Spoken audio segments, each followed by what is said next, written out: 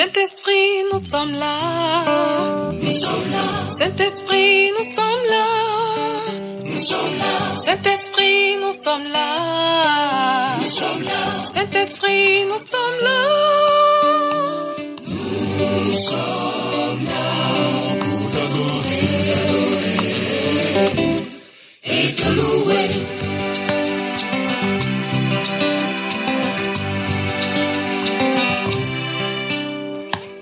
Holy Spirit, we are here.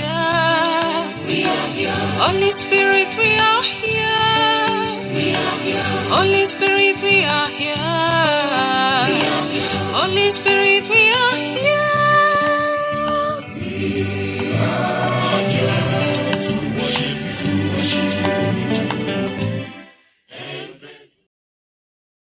Nous sommes très heureux de vous savoir nombreux ce matin.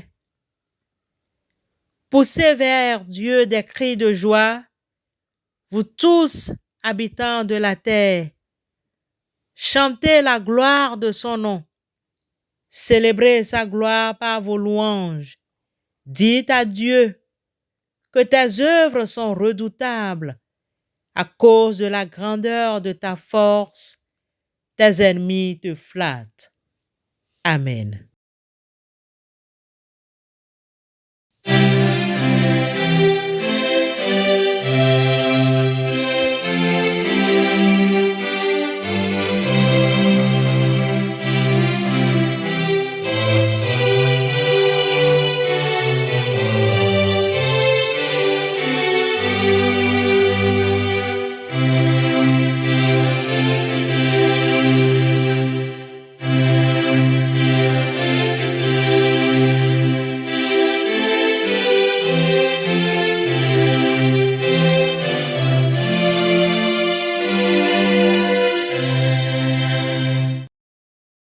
Chers élus de Dieu, devant une difficulté sanitaire qui nous dérange, nous avons l'habitude de prendre rendez-vous chez un médecin, surtout si ce dernier est spécialisé dans la maladie diagnostiquée. On utilise plusieurs canaux de prise de rendez-vous qui référence les spécialistes proches de chez nous. Il nous arrive aussi d'appeler directement le cabinet du spécialiste pour expliquer de vive voix la teneur de notre demande. Au temps de Jésus, tous ces moyens modernes de contact n'existaient pas. Et il faut se présenter devant le médecin des médecins pour s'exprimer. Il faut aussi chercher son intermédiaire pour le rencontrer en chemin. Ou bien, il y a des lieux dits de guérison où il faut amener le malade. C'est le cas du bassin de Bethesda, dont le nom signifie maison de miséricorde, où plusieurs infirmes se jetaient dans l'eau bienfaisante pour avoir une guérison. L'évangéliste Jean, dans son chapitre 5, verset 3 à 10a, nous livre un témoignage édifiant de guérison dans des termes suivants. Dans ces galeries, une foule de malades était couchée, des aveugles, des boiteux, des paralysés. Ils attendaient que l'eau fasse des remous, car un ange du Seigneur descendait à certains moments dans la piscine et agitait l'eau. Le premier malade qui descendait dans l'eau ainsi agitée était guéri de sa maladie, quelle qu'elle fût. Il y avait là un homme malade depuis 38 ans. Quand Jésus le vit étendu à terre et apprit qu'il était malade depuis longtemps déjà, il lui demanda: « Veux-tu être guéri ?» Le malade lui répondit: « Maître, je n'ai personne pour me plonger dans la piscine quand l'eau est agitée. Pendant que j'essaye d'y aller, un autre y descend avant moi. » Jésus lui dit: « Lève-toi, prends ta natte et marche. Aussitôt, l'homme fut guéri. Il prit sa natte et se mit à marcher. Or, cela se passait le jour du sabbat. Et les chefs juifs dirent à l'homme qui avait été guéri: c'est le sabbat.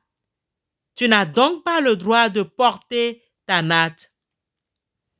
Bien-aimés, dans ce récit, on se demande après lecture pourquoi, parmi cette multitude d'infirmes, d'aveugles, de boiteux, Jésus paraît ne s'être occupé que de ce paralysé. À cette interrogation, il faut répondre que, malgré la grâce avenante, deux conditions sont nécessaires pour rentrer au profit de la grâce totale de Dieu. Il faut éprouver cette grâce, la désirer et démontrer le besoin.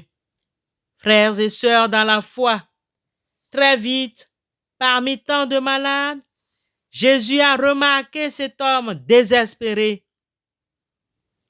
et il s'en est approché avec une question précise: veux-tu être guéri? Mais la réponse de l'homme malade est vague.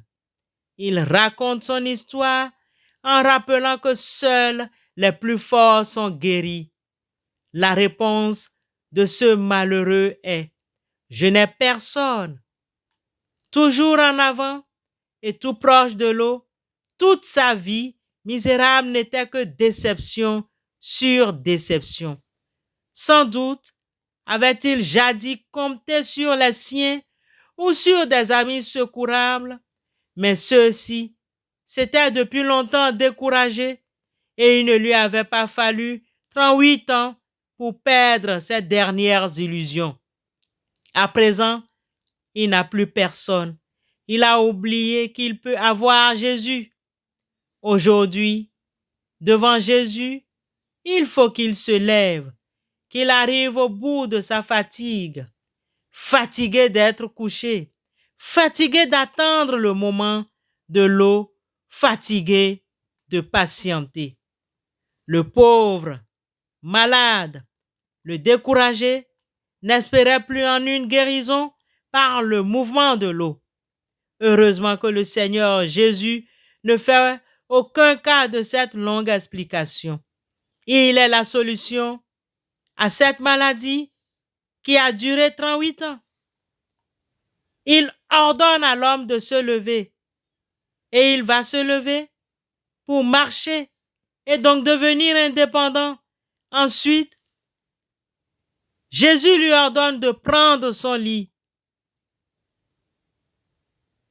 Ce lit sur lequel il était couché, il va le dominer en le portant sur son épaule.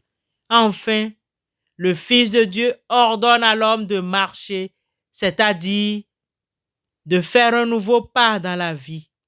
Comprenons donc, le Seigneur Jésus est le seul capable de changer nos situations. Plus concrètement, Jésus peut changer nos situations désespérées. Lève-toi, prends ton lit et marche. C'est l'ordre donné par le Seigneur Jésus au paralytique qui attendait le mouvement de l'eau pour entrer, pour tenter de recevoir sa guérison. Bien-aimés, dans cette déclaration autoritaire, nous relevons 3 mouvements rectilignes. 1. Se lever. 2. Prendre. 3. Marcher. Quel que soit le temps passé sur une épreuve, aujourd'hui même, Jésus veut vous donner une nouvelle vie, vous faire passer de la mort à la vie. Frères et sœurs, au bout des ondes, nous aussi aujourd'hui, comme ce malade, nous disons aussi devant certaines difficultés: je n'ai personne. Vous et nous qui doutez encore, n'attendons plus longtemps pour comprendre que Jésus seul peut sauver. Mais est-ce que vous désirez vraiment l'être? C'est la question cruciale. Amen.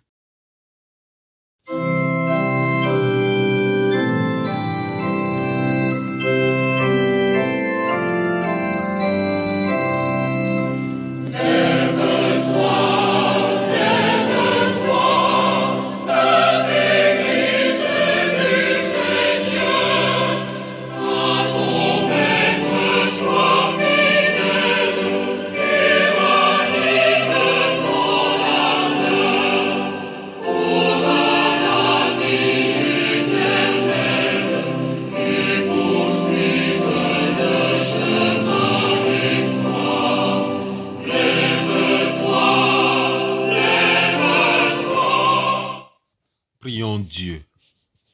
Sois loué, Dieu et Père. Tu es venu chez nous. En Jésus, ton envoyé, tu as voulu nous montrer ton amour. Sois loué pour le bonheur de nous savoir tes enfants. Merci Seigneur pour tout, pour le temps, pour la vie, pour la restauration, pour ce que nous ferons, ce que nous vivons, pour ce que nous recevons, ce que nous demanderons, toujours en parfaite union avec toi. Dieu Tout-Puissant, Père miséricordieux, nous te louons parce que tu nous as bénis par la bonne nouvelle de Christ Jésus. Nous te rendons grâce parce que tu nous as appelés à glorifier ton nom. Nous te souhaitons et te présentons tous les prisonniers politiques et tous les prisonniers de droit commun.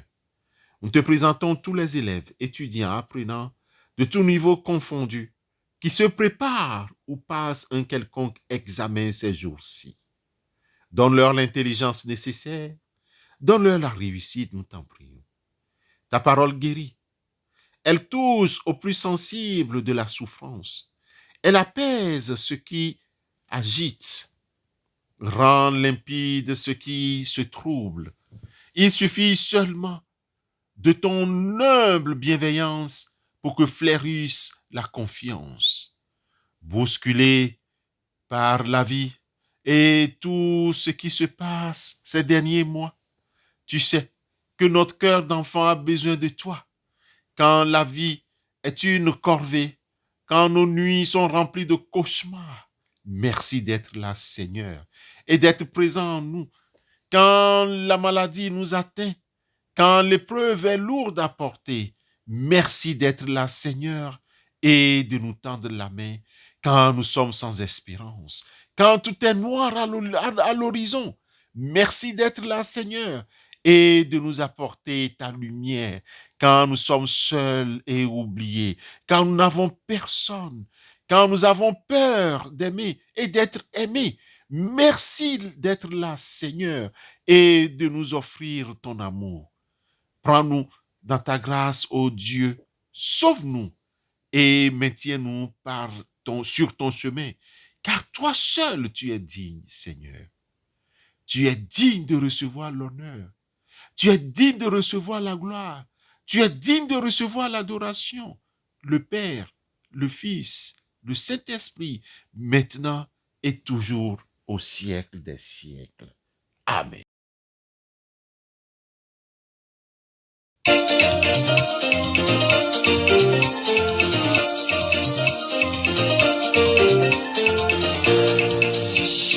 Il fait bon à ton service, Jésus mon sauveur. Il est doux le sacrifice que t'offre mon cœur. Oh ma vie, Jésus prend ma vie, oh ma vie, elle est toute à elle est toute à toi, dans ta grâce infinie, infinie. tu me gardes. Bien-aimés, recevons la bénédiction de la part de l'Éternel. Que l'amour du Dieu créateur soit avec nous, que la compassion de Jésus nous inspire, que l'espérance de l'Esprit Saint nous réconforte. Amen.